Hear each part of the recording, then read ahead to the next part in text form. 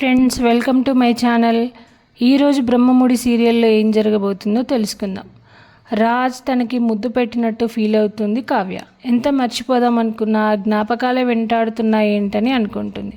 ఇంతలో కనకం వస్తుంది. పేపర్ మీద కావ్య తాను రాజ్తో గడిపిన క్షణాలన్నీ బొమ్మ గీస్తూ ఉంటుంది. అది చూసి కనకం షాక్ అవుతుంది. మరోవైపు రాజ్ కూడా కళావతి పేరు మీద లెటర్ రాస్తూ ఉంటాడు. ఇందిరాదేవి చూసి ఇంట్లో కావలసిన సరుకుల లిస్టు అని ఇవ్వబోతుంటే, నాకెందుకు ఇస్తున్నావు నానమ్మ, కళావతికి ఇవ్వు అంటాడు. దీంతో ఇందిరాదేవి రాజుకు క్లాస్ తీసుకుంటుంది. కన్విన్స్ చేయడానికి ప్రయత్నిస్తుంది. మరోవైపు కనకం కూడా కావ్యకు క్లాస్ తీసుకుంటుంది. కావ్యను కన్విన్స్ చేయాలని ట్రై చేస్తుంది. కళ్యాణ్ ఆలోచిస్తూ కూర్చుంటాడు. అప్పు భోజనం తీసుకుని వస్తుంది. ఇదిగో తిను అంటుంది అప్పు. నాకేమొద్దు, నువ్వే తిను అంటాడు కళ్యాణ్. పిచ్చిగాని లేసిందా నీకు? కోచింగ్ సెంటర్ నుండి వచ్చినప్పటి నుంచి అలాగే ఉన్నావు అని అడుగుతుంది అప్పు. అవును, ఇలాగే ఉంటాను. అటు మా ఇంట్లో వాళ్ళు నా మాట వినరు, బయట వాళ్ళు నా మాట వినరు. ఆఖరికి ఈరోజు నువ్వు కూడా నా మాట వినడం లేదు. కట్టుకున్న భార్యని పోలీస్ చేయాలనుకోవడం కూడా తప్పేనా అంటాడు కళ్యాణ్. అది కాదు కూచి, ఒకసారి నేను చెప్పేది విను. ఇప్పుడు అన్ని డబ్బులు మనం ఎక్కడి నుంచి తీసుకొస్తామంటుంది అప్పు. అది నా బాధ, ఏదైనా పడతాను, నీకెందుకు అంటాడు కళ్యాణ్. నువ్వు కష్టపడుతూ ఉంటే నేను చూస్తూ ఉండగలనా? పెళ్ళికి ముందు నేను కష్టపడ్డాను, నువ్వు రాకుమారిలా పెరిగావు, కానీ ఇప్పుడు నా కోసం నువ్వు కష్టపడుతున్నావు అంటుంది అప్పు. భర్తగా నేను ఓడిపోతున్నానేమో అని నాకు బాధగా ఉంది. ఒక్కసారి నా వైపు నుంచి ఆలోచించు. మా ఇంట్లో వాళ్ళే నన్ను నమ్మలేదు. ఆఖరికి పెళ్లి చేసుకున్న నేను ఏమీ చేయలేనని వదిలేసింది అంటూ కళ్యాణ్ బాధపడుతుంటే, సరేలే నువ్వు చెప్పినట్టే చేస్తాను అంటూ కళ్యాణ్కు అన్నం తినిపిస్తుంది అప్పు. రాజు ఆఫీస్కి వెళ్తుంటే పూజ చేస్తున్న అపర్ణ తూలి పడబోతుంది. మమ్మీ ఇటురా, ఇక్కడ కూర్చో అంటాడు రాజ్. ఏంటి రాజ్, ఏమైంది అని అడుగుతుంది అపర్ణ. ఎందుకు మమ్మీ, రెస్ట్ తీసుకోమంటే ఈ పనులన్నీ చేస్తున్నావు అంటాడు రాజ్. పూజ పని కాదు, మన భారాన్నంతా భగవంతుని మీద వేయడానికి మనకు ఉన్న సాధనం అదొక్కటే.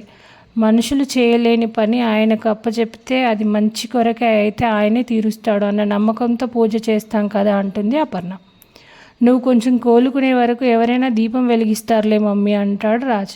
ఎవరు వెలిగిస్తారు? దీపం వెలిగించడానికి వచ్చిన ఇంటి కోడలను వెళ్ళగొట్టిన మహానుభావుడివి కదా, నువ్వు నాకు సలహాలు ఇస్తున్నావా అంటుంది అపర్ణ. నువ్వు ఆవేశపడకు మమ్మీ అంటాడు రాజ్. ఆవేశం కాదురా, ఆక్రోశం. ఎవరిని ఏమనాలో తెలియని నిస్సహాయతలోంచి పుట్టుకొచ్చిన ఆక్రోశం. నీ వల్ల నా కోడలు మనసు విరిగిపోయింది. వెళ్ళి తీసుకురమ్మంటే మళ్ళీ మనసు విరిచేసావంటుంది అపర్ణ. రాని వాళ్ళ గురించి, వెళ్ళిపోయిన వాళ్ళ గురించి ఆలోచించడం అవసరమా అంటాడు రాజ్. ఇక తాను ఎప్పటికీ కావ్యను తీసుకురావడం కుదరదని చెప్పి వెళ్ళిపోతాడు. ఇందిరాదేవి వచ్చి అపర్ణను ఓదారుస్తుంది. సామంత్, అనామిక, మేనేజర్, సురేష్ ముగ్గురు కలిసి కావ్య గురించి మాట్లాడుకుంటుంటే కావ్య అక్కడికి వస్తుంది. కావ్యను చూసిన అనామిక, సామంత్ టేబుల్ కింద దాక్కుంటారు. సురేష్కు డిజైన్స్ తీసుకొచ్చానని చెప్తుంది కావ్య. ఇద్దరు కలిసి కిందకు వెళ్ళిపోతారు. ఆఫీస్లో ఎంప్లాయీస్ వేసిన డిజైన్స్ చూసి రాజ్ కోప్పడతాడు. ఎక్స్పోకు ఇంత చెత్త డిజైన్స్ ఎలా వేస్తారంటూ తిడతాడు. ఇంకోవైపు కావ్య వేసిన డిజైన్స్ చూసి సామంత్ షాక్ అవుతాడు. చాలా బాగా డిజైన్స్ వేసిందని మెచ్చుకుంటాడు. ఈ డిజైన్స్ను వాడుకొని ఎక్స్పోలో ఆ రాజ్పై పై చేయి సాధించాలని చెప్తాడు. కళ్యాణ్ ఆటో నడపడం చూసిన అప్పు ఫీల్ అవుతుంది. నాకు కూడా అబద్ధం చెప్తావా అని ఏడుస్తుంది. ఇంతకీ ఏం జరగబోతుంది?